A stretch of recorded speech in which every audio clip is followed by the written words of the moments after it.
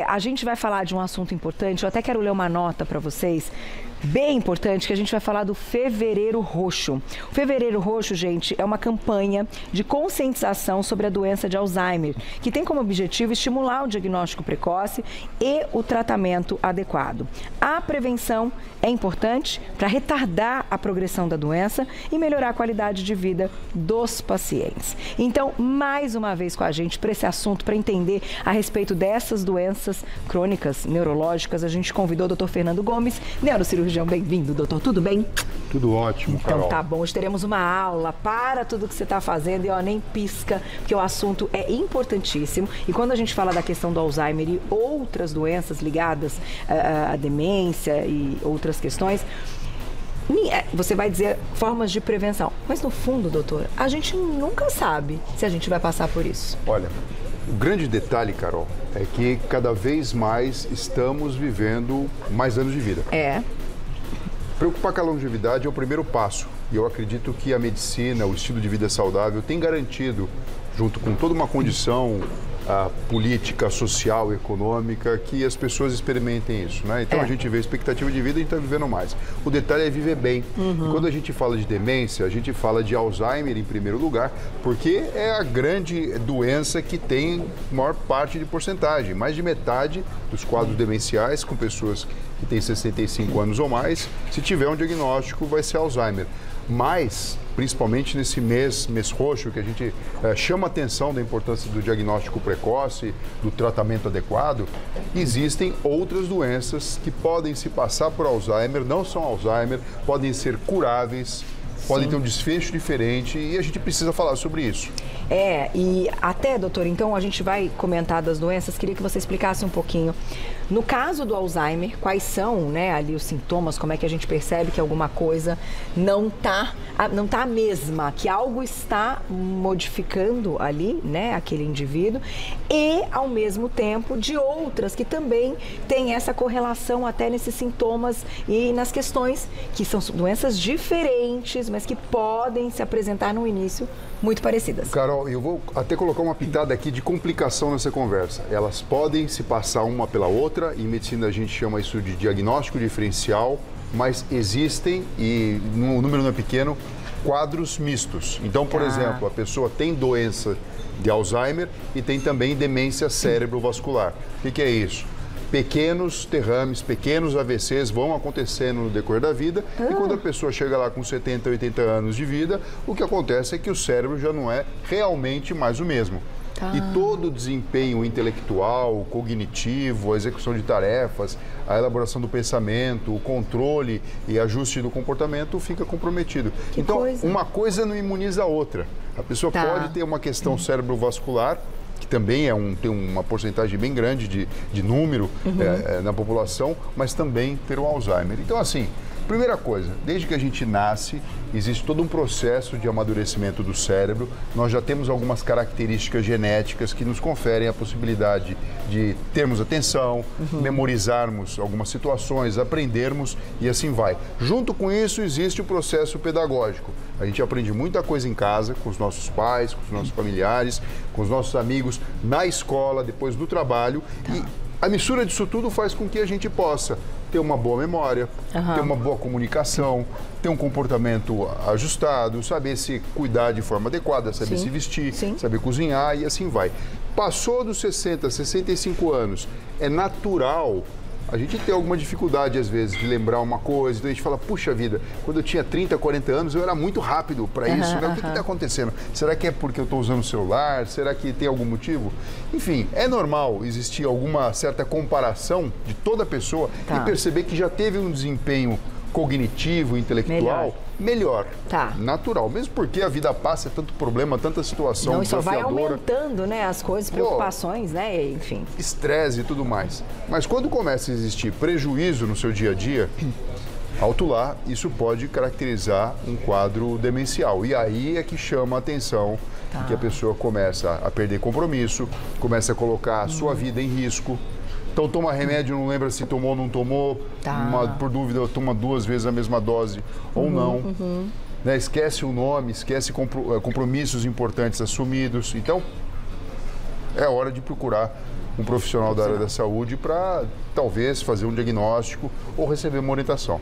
Doutor, e qual o padrão ouro quando a gente fala de diagnóstico? Como tem outras doenças que podem estar associadas ou não, ou até o quadro não ser Alzheimer, temos outros, né, quadros.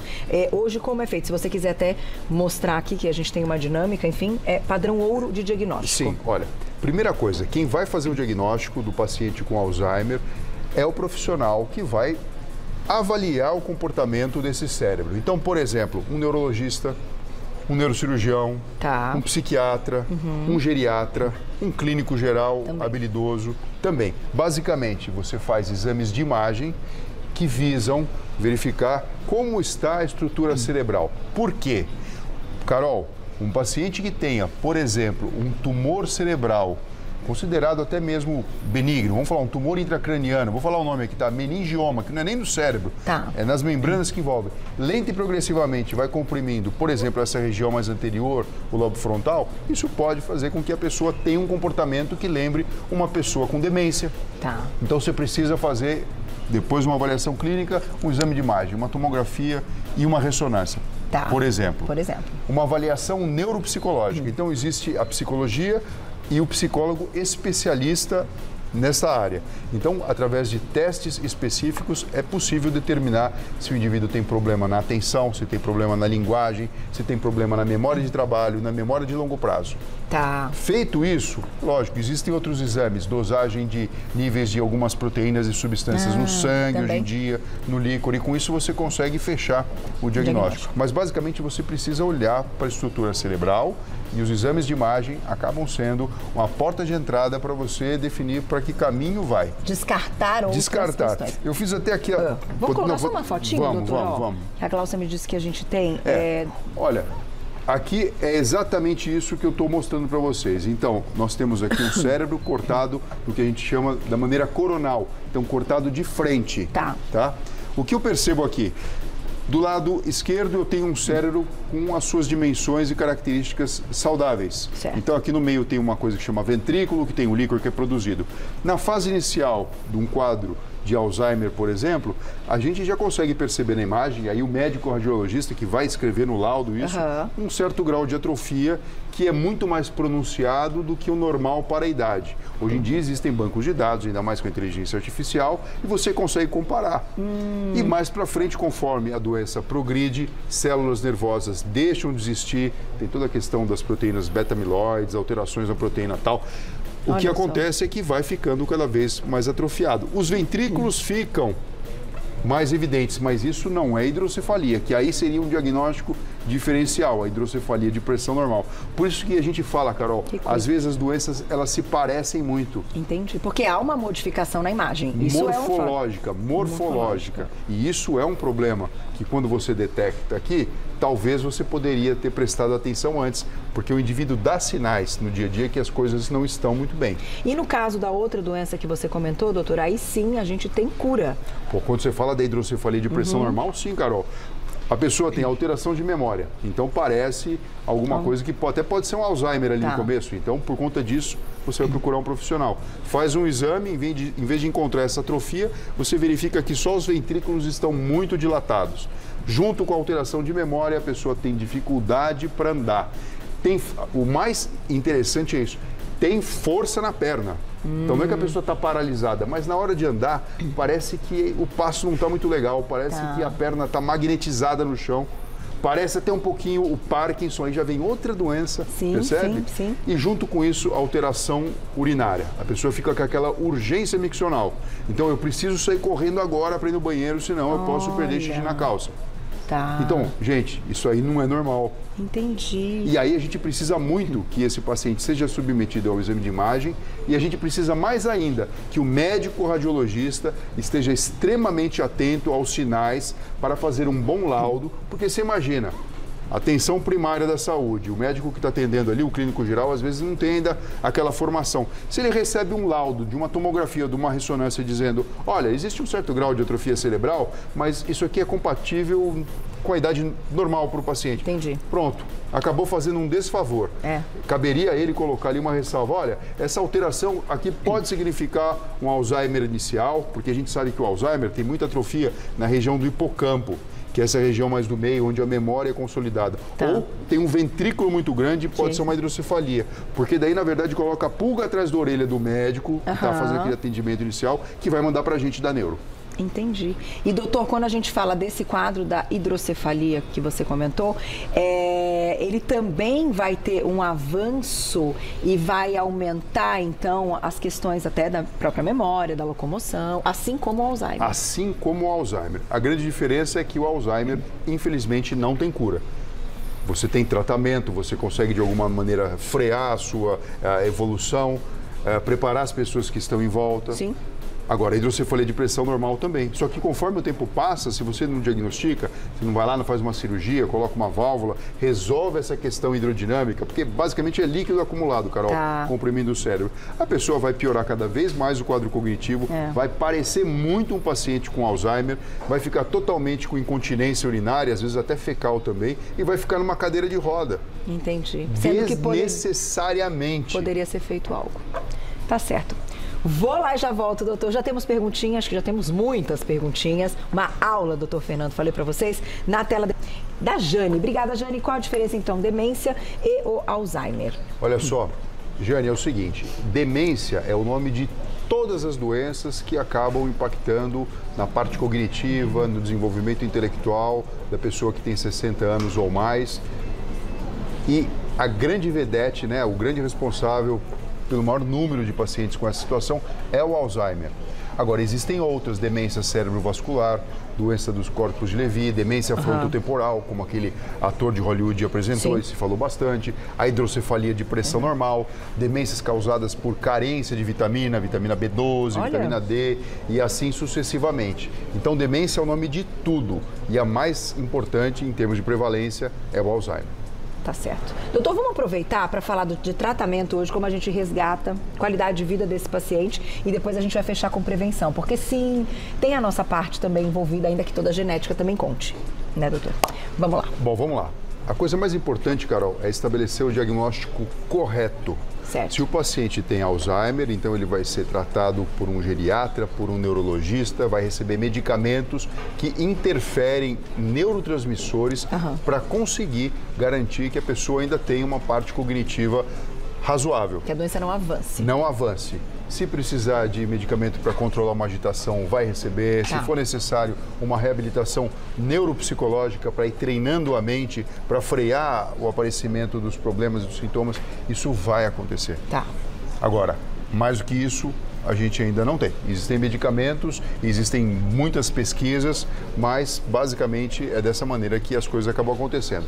Se é uma outra doença, como por exemplo, a gente falou, demência cerebrovascular, sempre a reabilitação, ela está presente em todo o contexto, sabe? Então, hoje em dia, existem técnicas que até estão vindo de fora, com estimulação por fotobiomodulação. Uma novidade que vocês vão ver em breve isso, tá? O capacete está vindo da Coreia do Sul, uma coisa muito bacana que faz a leitura das comunicações entre diferentes partes do cérebro e oferece energia para o córtex cerebral através de luz. A gente chama isso de... Logo isso vai ter. São coisas novas, são coisas que a própria tecnologia traz para tentar frear esse problema. Se o problema é a hidrocefalia de pressão normal, pessoal, não tem remédio. O remédio é a cirurgia. Colocar uma válvula, um dreno que equilibra esse líquido que está comprimindo o cérebro, drena esse líquido para a barriga e a pessoa volta a ter uma vida praticamente normal. Lógico, sempre fazendo reabilitação. Aqui, Carol, tem que destacar o time todo, tá? A gente está falando aqui de médico, eu falei radiologista, geriatra, neurocirurgião, neurologista, psiquiatra, mas olha, fundamental, psicologia, fisioterapia, fonoaudiologia. Você pega, por exemplo, uma demência frontotemporal, muitas vezes vai precisar ali de uma reabilitação da fonoaudiologia, terapia ocupacional. Eu sou filha de terapeuta ocupacional. Você sabe, né, Carol? coloco ali como, meu Deus, que bonita que é essa profissão. Doutor, a alimentação está envolvida? Tem essa questão dos hábitos, então, que quando a gente previne, mas também quando a gente trata, também vai fazer uma diferença? Faz diferença total. Você pode imaginar o seguinte, de uma maneira bem simples, muitas vezes é dito que o paciente que tem Alzheimer, ele tem um cérebro inflamado. Existe uma questão metabólica, existe uma questão genética envolvida e as células não funcionam mais de forma adequada. Tá. Então, se eu ofereço alimento da maneira adequada para o metabolismo cerebral, você pode entender claramente que o cérebro, mesmo com dificuldade, ele vai funcionar melhor. Tá. A gente trouxe até aqui para fazer uma brincadeira, uma analogia, a questão das nozes. Se a gente olhar, olha só que curiosa, né? Ela tem uma caixa que simboliza mais ou menos o que a gente entende que é o crânio. Tá. É uma brincadeira, mas vale a pena para a gente entender a importância, por exemplo, das oleaginosas, né? Dentro dela existe aqui o que a gente acaba comendo de verdade, até parece um cérebro, né, Carol? Igualzinho. Então você tem um hemisfério direito, um esquerdo, e quando existe a doença de Alzheimer, vocês viram ali no quadro essa representação, ele começa a atrofiar e a enrugar. Gente, isso aqui é só um paralelo, porque muito pelo contrário, é super bacana consumir isso diariamente. Por quê? Você oferece aqui ômega 3, ômega 6, vitamina do complexo B, do complexo E, antioxidantes. Então, assim, isso aqui é uma coisa que não pode faltar na sua dieta e isso ajuda, obviamente, a prevenir essas questões de demência, Alzheimer e assim sucessivamente. Vamos colocar a perguntinha do público, para que dá tempo e depois a gente encerra, então, com as recomendações do doutor. Rogéria, obrigada, um beijo. Minha irmã teve essa doença. Eu gostaria de saber, desculpa, minha mãe, perdão. E gostaria de saber se é hereditária. Olha só, existe sim uma grande correlação, principalmente quando alguns genes estão alterados. E principalmente quando a manifestação, a abertura do quadro se dá mais precoce do que 60, 50 anos de idade. Que é possível. Que é possível. Aqui eu falei 60 a 65 porque eu estou falando para todo mundo. Mas qualquer coisa esquisita, diferente do normal, precisa investigar. Tá. E aí sim existe uma maior correlação. Mas hoje em dia, Carol, cada vez mais a gente está entendendo que tudo tem um fundamento genético, sim, sabe?